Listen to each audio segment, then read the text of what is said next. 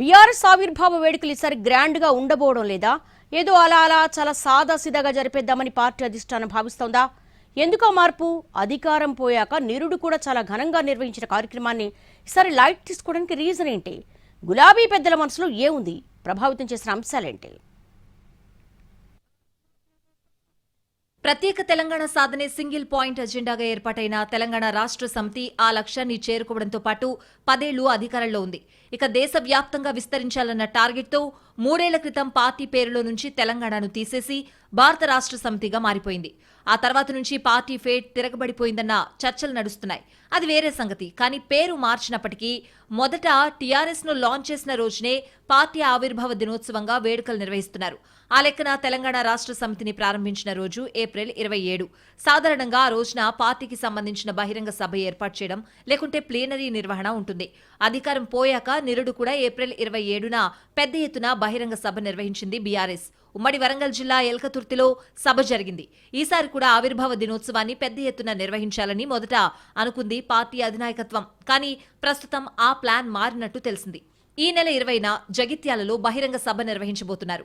మాజీ మంత్రి జీవన్ రెడ్డి జాయిన్ అయ్యే ఈ సభకు అధినేత కేసీఆర్ కూడా హాజరవుతారు. ఉత్తర తెలంగాణతో పాటు దక్షిణ తెలంగాణ నుంచి కూడా పెద్ద ఎత్తున కార్యకర్తల సమీకరణ చేసి ఆ బహిరంగ సభ జరపబోతున్నారు.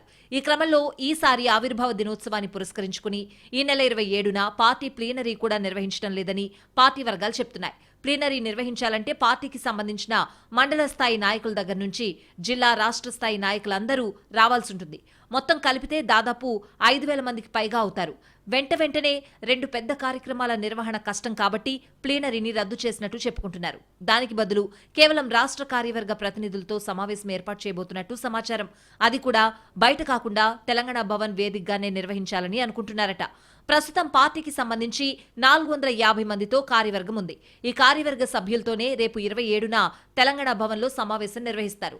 ఆవిర్భావ దినోత్సవానికి కేవలం వారం రోజుల ముందే జగిత్యాలలో బహిరంగ సభ పెడుతున్నారు కాబట్టి ఈసారికి కేవలం ప్రతినిధుల సమావేశం మాత్రమే ఉంటుంది అన్నది పార్టీ వర్గాల మాట. నిరుడు పార్టీ రజతోత్సవ వేడుకలు జరుపుకుంది కాబట్టి పెద్ద ఎత్తున బహిరంగ సభ నిర్వహించామని ఈసారి అంత అవసరం లేదని అనుకుంటున్నట్లు తెలుస్తోంది.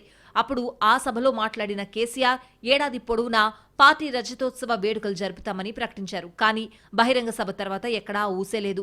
ఈ పరిస్థితుల్లో ఈసారి తెలంగాణ భవన్ వేదికగా జరగబోయే ప్రతినిధుల సమావేశంలో పార్టీ అధినేత కేసీఆర్ ఎలాంటి దిశానిర్దేశం చేస్తారోనని ఎదురుచూస్తున్నాయి గులాబీ శ్రేణులు.